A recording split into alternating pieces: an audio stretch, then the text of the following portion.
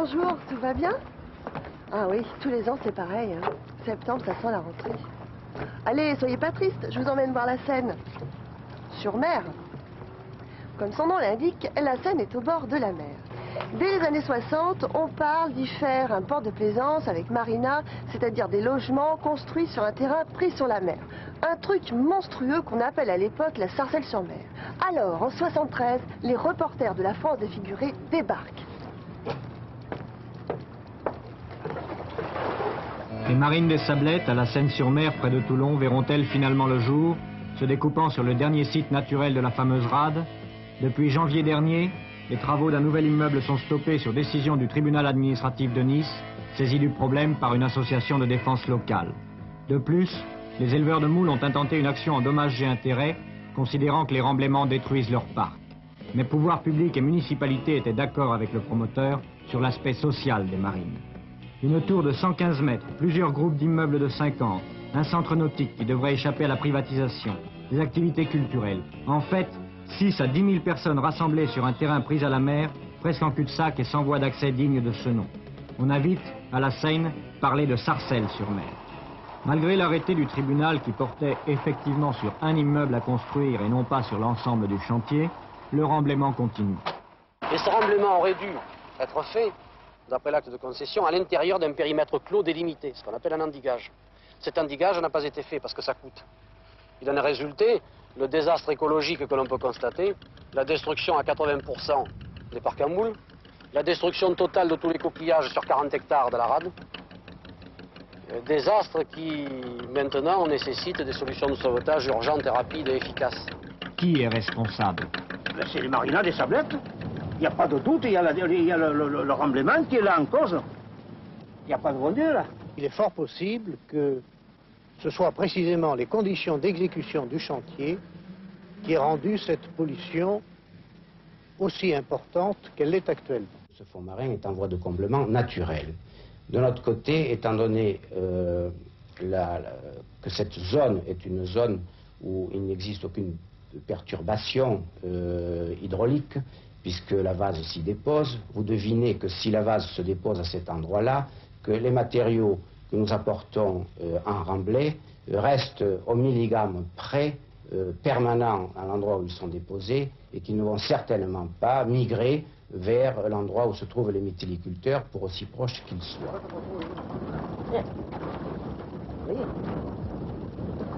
Et ça vient des décharges. Oui.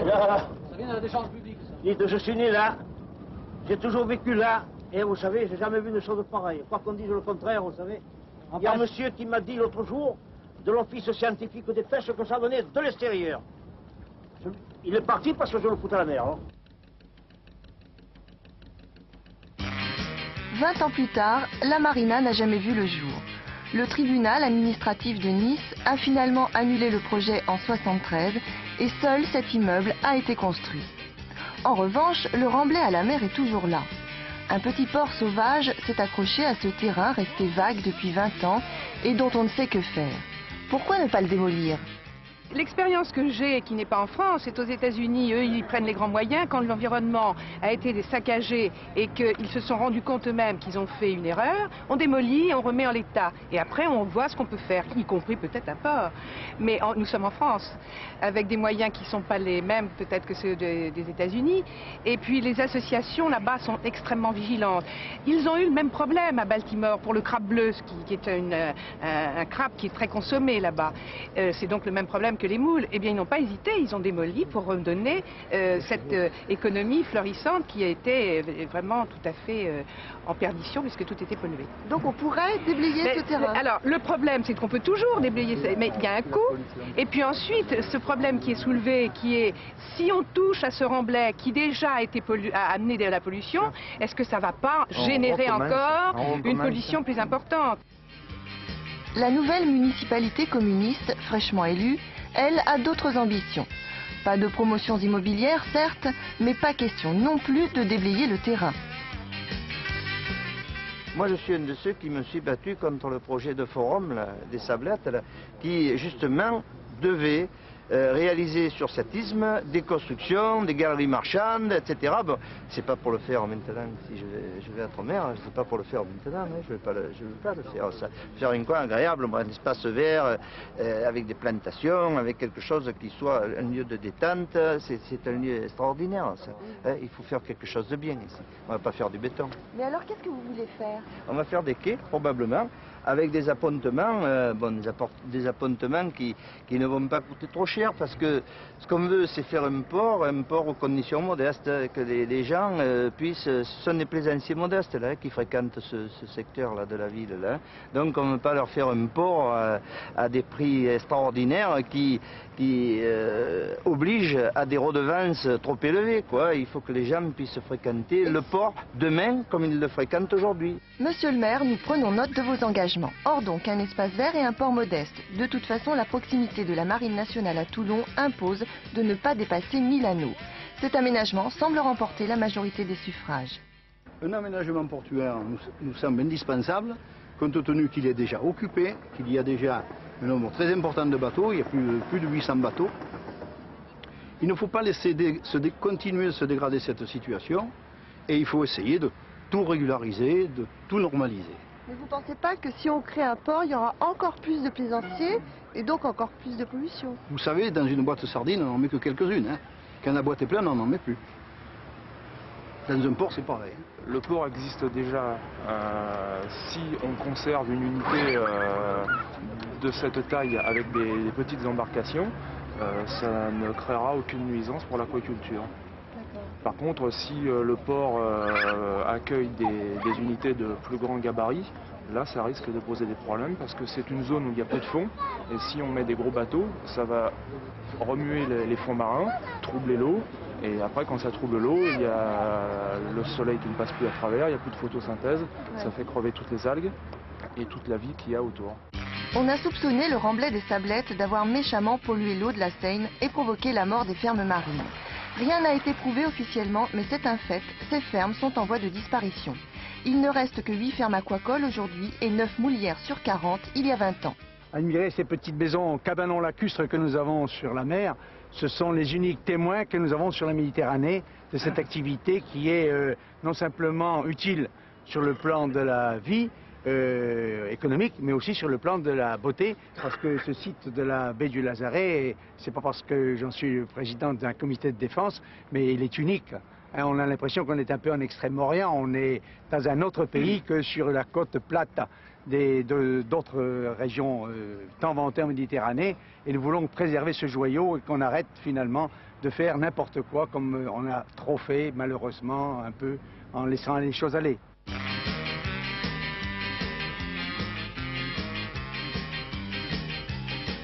Pour protéger ce paysage et l'activité économique traditionnelle de pêche et élevage de poissons et de moules, pour préserver la qualité de l'eau tout simplement, il conviendrait que les municipalités, la Marine nationale et l'administration signent ce qu'on appelle un contrat de baie, un accord qui les engagera à chasser les sources de pollution.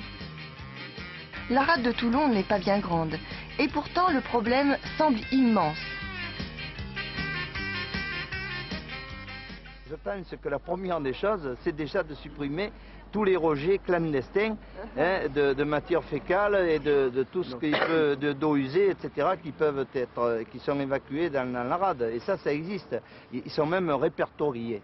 Et depuis des années, on les connaît à la DAS, dans bien des services de l'État, du département, et on ne fait rien. Alors moi, je pense que le contrat de baie s'impose, parce que ça, ce sera vraiment, à mon sens, la contrainte pour dépolluer la rade et commencer par ça, par supprimer tous les rejets clandestins. Mais vous avez déjà une station d'épuration qui est en cours d'achèvement? Oui. Au Cap-Tissier? Oui, au Cap-Tissier. C'est déjà un progrès? Oui, bien sûr. Ça, depuis fort longtemps déjà, depuis la fin de la Deuxième Guerre mondiale, on a un rejet en mer qui canalise nos eaux usées, mais il n'empêche que certaines constructions se sont faites en bordure à proximité du rivage, n'est-ce pas, et que certaines n'ont pas de raccordement encore à l'égout, quoi, et rejettent encore à la mer. Lorsqu'on aura réglé le sort des pollutions, il ne restera plus qu'à nettoyer le fond de la rade. 9 millions de mètres cubes de vase sont à draguer. Bon courage!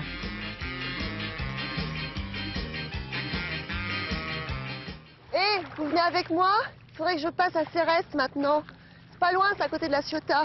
J'ai très envie d'aller à Céreste à cause d'un problème d'autoroute. Bah oui, encore un. Qui a créé un conflit énorme dans les années 70. L'autoroute Aubagne-Toulon devait traverser la ville de part en part. Oh, bonne mère. L'émotion est grande à Céreste, à la Ciotat, à la Cadière, au Castelet. L'autoroute B52 en est la cause. Vous êtes contre le principe de l'autoroute? Non, on n'est pas contre l'autoroute. On sait bien qu'il faut faire des autoroutes. Je crois justement mais enfin, qu'on la fasse un endroit que ça ne dépare au moins notre coin ici, notre côte. Les animateurs du comité ont une vision raisonnable des choses. D'accord pour l'autoroute, ils ne veulent pas qu'il passe dans la plaine, à la limite actuelle de l'agglomération de la Ciotat, appelée à se développer, et près du village de Céreste, au milieu des champs, des arbres et des vignobles. Le parti d'aménagement qui a été choisi au niveau de la Ciotat est le suivant. Il consiste à faire coller l'autoroute à la voie ferrée Paris-Vintimille, de façon à réunir dans un même couloir de circulation l'ensemble des infrastructures de transport. Alors ceci nous paraît la bonne solution. Nous évitons 2 coupures dans cette région. Et en quelque sorte, les gens qui protestent contre ce tracé sont tous plus ou moins près du tracé envisagé. Pour nous, changer de tracé, ce serait finalement changer de mécontent. Monsieur Castellin n'est pas exproprié du tout, puisqu'il habite dans le centre de la Ciotat. Monsieur Morin n'est pas exproprié non plus, puisqu'il habite tout à fait en dehors du parcours. Monsieur Taparot n'est pas exproprié non plus, il habite à Céreste. Et Monsieur Léon non plus n'est pas exproprié. Et nous, nous sommes expropriés, disons, de terrain. J'estime que faire passer une autoroute de 15 000 passages pour être rentable, comme on nous le dit, va carrément empoisonner le village. Je pense que le centre du village, le clocher, se trouve à 400 mètres de l'autoroute. Alors, Monsieur le Président, nous sommes ici sur le tracé que vous voudriez voir choisir pour l'autoroute. Oui, monsieur. Alors, ce sont des terrains complètement désertiques qui appartiennent à qui? Qui appartiennent à la vigne de Céreste. Et qui coûteraient cher? Normalement pas, puisque la vigne a toujours dit qu'elle ne ferait aucune difficulté si le tracé passait loin d'elle. Aucune maison ne serait détruite en passant. Aucune maison ne serait détruite, alors que 4 maisons ont été soi-disant détruites au moment de l'enquête publique et que maintenant on nous trouve 30 habitations détruites et une 60aine de bâtiments. Alors comment expliquez-vous, Monsieur le Président, que devant des arguments d'un tel bon sens, les ingénieurs et les techniciens ne les aient pas retenus? Nous n'avons jamais eu la possibilité de venir discuter sur le terrain malgré toutes les demandes que nous avons faites. Rien n'y a fait. Malgré toutes les protestations, c'est le tracé sud qui a été construit. Et l'autoroute, qui porte maintenant le nom d'A50, a été ouverte en 1975. Le clocher de Céreste est à 400 mètres à vol d'oiseau de l'autoroute. C'est-à-dire qu'à Céreste, on entend très bien, vu que ça fait une cuvette, on entend très bien le bruit de l'autoroute. Et même il y a des gens qui, en riant, m'ont dit « J'ai plus besoin d'électricité à la maison. La nuit, les phares des camions m'éclairent tant que je veux. » Conformément à ce que craignaient les riverains, les nuisances sont apparues, la pire de tout étant le bruit. D'où la création de l'association L'Oreille Cassée qui réclame aujourd'hui des murs anti-bruit. Pourquoi ne les a-t-on pas envisagés et construits dès le départ? Ça s'explique assez bien parce que le trafic était très faible à l'origine. 13 500 véhicules au jour, ça ne fait pas un bruit épouvantable. Par contre, le trafic s'est développé. Actuellement, il est aux environs de 35 000 véhicules jour. Et forcément, les populations riveraines sont plus sensibles au bruit de l'autoroute. Raison de plus pour envisager des protections acoustiques. Une 40aine de maisons sont concernées. Aux premières loges, un certain monsieur Merlin. L'autoroute passe à moins de 20 mètres de sa maison. Comment ça va, monsieur Merlin? Oh, je supporte. On fait ce qu'on peut. On essaie d'oublier. Mais vous vivez les fenêtres fermées? Oh, ben on vit le plus fermé possible, évidemment. Mais vous n'avez pas demandé des murs anti-bruit ou quelque chose comme ça? Oh, ben on les a demandés depuis le début. C'est comme si on se tapait derrière par terre. Vous n'imaginez pas ce que c'est, vous savez. Je crois. Vous n'avez jamais songé à déménager? Qu'est-ce que vous voulez que je fasse? Si vous aviez vu cette propriété comme elle était, c'était une merveille, ici un paradis. Pas de bruit, que les cigales. Rien d'autre. Et un paysage, on voyait toute la baie de la Ciotat. Parce que les Allemands avaient installé une batterie côtière ici, alors c'est vous dire qu'ils voyaient la baie. Hein. Enfin, c'est comme ça la vie. Nous ne pouvons rien y faire que subir. Mais à force de subir, il y a des moments où on en a plus que ras-le-bol. Ouais. Mais aujourd'hui, qu'est-ce qu'on attend pour les installer, ces murs anti-bruit? Sur la commune de Cérès, il n'y a pas eu de protection parce que nous avons fait un inventaire, évidemment, tout le long des tracés des 45 km et nous n'avons pas identifié de construction antérieure à l'autoroute qui dépasse 70 décibels. On conteste tout à fait les modes de calcul. Nous sommes dans une région touristique. Le gros du trafic s'effectue à peu près sur 4 mois, les 4 mois d'été. Le plus gros du trafic se fait donc aussi les week-ends. Et le mode de calcul est pris sur une heure, une journée et rapporté à l'année. Donc il est vrai que si pendant 4 mois nous avons 80 à 90 décibels, rapporté à l'année on va tomber sous le seuil que prévoit la loi et à ce moment-là les murs anti-bruit ne sont pas montés. Que dit la réglementation? Une circulaire de 1983 prévoit des protections pour les riverains soumis à 70 décibels et plus. Une loi de 92 a rabaissé ce seuil admissible à 65 décibels. Mais cette loi n'est pas rétroactive. Elle ne concerne que les nouvelles routes et autoroutes. Elle confirme d'autre part le principe d'antériorité. Toute maison bâtie avant l'autoroute peut prétendre à une protection. Après l'autoroute, qu'on se débrouille. Il faut que les municipalités veillent au grain et refusent de laisser s'implanter les habitants en bordure d'autoroute. Ou si elles laissent s'implanter, il faut qu'elles contraignent ces habitants à procéder eux-mêmes à leur protection par des murs écrans ou par tout autre moyen. À Cérès, le maire a autorisé des constructions postérieures à l'autoroute. Sa responsabilité est donc engagée. Les maisons antérieures ou postérieures à l'autoroute, tout ça c'est peu juridique, parce que alors celui qui a un terrain et qui n'avait pas bâti, alors un terrain constructible d'après le POS, alors ça lui est donc interdit de bâtir, donc ça serait une perte colossale qu'il ferait. Tout ça, ça se discute. Vous voyez, l'opinion du concessionnaire, je la respecte, elle est parfaite pour eux, mais elle est à discuter, vous voyez. Et les gens qui sont au bord de l'autoroute, alors ils n'ont plus le droit de construire. La commune est trop pauvre pour payer des murs anti-bruit. Quel choix ont alors les riverains? S'acheter des boules qui déménager? À moins qu'ils ne contraignent l'État ou la région à réagir. Il en va de la salubrité publique. De toutes les nuisances autoroutières, le bruit est sans aucun doute la pire. Pour vous donner une idée, 55 décibels représente une ambiance calme. Mais 65 décibels est déjà un maximum tolérable. Alors imaginez dans quelle ambiance vivent les riverains d'autoroute dont les fenêtres reçoivent couramment 75 décibels et parfois plus de 80. Une loi de 1992 impose que pour toute nouvelle route, des précautions soient prises pour limiter les nuisances sonores. Mais pour les 7 millions de riverains de routes et autoroutes existantes, le problème reste entier. Alors si vous êtes concerné par ce problème qui est compliqué d'un point de vue réglementaire et technique, vous pourrez trouver des informations et de l'aide, soit auprès du Centre d'information et documentation sur le bruit, dont voici l'adresse, soit auprès du Comité national d'action contre le bruit, dont voilà l'adresse. C'est noté? Allez, zou! Prochaine et dernière étape, le pont du Gard.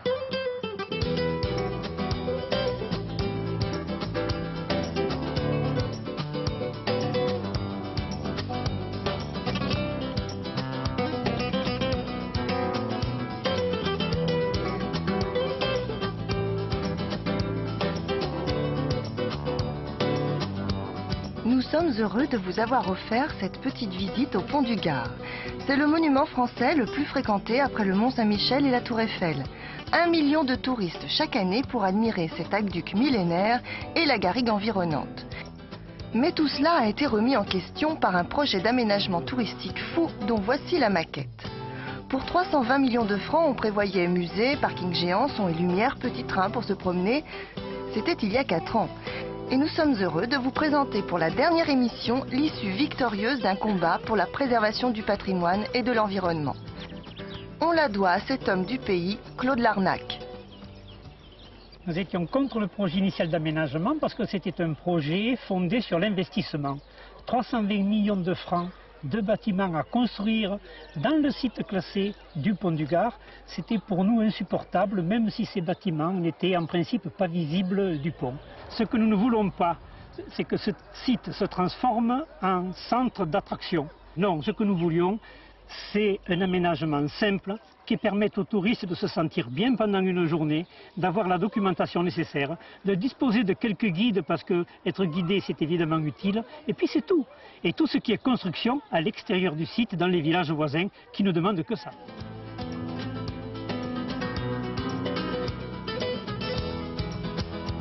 Le projet d'aménagement pharaonique est maintenant abandonné. Néanmoins, le Conseil général du Gard ne désarme pas. Son argument, le développement touristique est anarchique. Les étalages de souvenirs pullulent, les autobus s'entassent au pied du pont, il faut nettoyer tout ça. On vit par le tourisme, hormis ça, on ne peut rien faire d'autre. Donc, Et ceux qui pensent que ça dénature le site, pourquoi pas en parler ensemble? De confrontation. Si vous parlez donc des retraités, c'est très bien, mais nous on est là pour payer leur caisse. Donc il faudrait quand même qu'ils pensent avant tout à laisser travailler les gens qui ont envie de travailler. Quel est le nouvel aménagement prévu? Motus et bouche cousue. Le Conseil général, bien échaudé par l'opposition féroce au premier projet, ne dévoile rien. Ce sera modeste, ne coûtera que 120 millions de francs, dit-on, et la concertation sera de mise. Aujourd'hui, nous rencontrons les associations de défense du site, les différentes communes, et nous sommes en train de faire une étude pour savoir ce qu'on pourrait y faire. Nous sommes sûrs qu'il y a un gisement extraordinaire au niveau de l'accueil touristique dans cette région. Le pont du Gard est un monument répertorié par l'UNESCO, le site est extraordinaire, et nous voulons le valoriser, et nous voulons surtout accueillir les gens qui viennent. C'est dans cet esprit-là qu'aujourd'hui nous sommes en train de faire une étude de faisabilité, et je pourrais probablement vous en dire un peu plus d'ici 12 mois, ou au moins en tout cas d'ici 9 mois. Claude Larnac et son association restent vigilants. Le nouvel aménagement prévoira-t-il, comme il l'espère, la restauration de l'aqueduc dans son ensemble? Les vestiges s'étalent sur 10 km. Voilà, bien, nous approchons d'une arche qui supportait l'aqueduc. L'aqueduc a disparu. Les gens du pays ont pris les pierres ont été réemployées pour des constructions de maisons, de chapelles, etc. Et maintenant, il reste là une ruine, il reste un vestige. Et si vraiment, très rapidement, on ne vient pas au secours de ces quelques pierres, dans quelques semaines, dans quelques mois, il n'y aura plus rien. Chez vous aussi, il y a forcément un monument, un paysage, un espace naturel à protéger. Comme ici, votre mobilisation sera forcément payante. Et voilà, la boucle est bouclée. J'ai commencé mon tour de la France défigurée en juillet par un reportage dans cette région, sur le Gardon. Et bien c'est ici qu'il se termine. Alors je vous souhaite à tous une bonne rentrée, je vous fais plein de gros bisous. Prenez bien soin de vous et de la nature, hein. Allez, au revoir.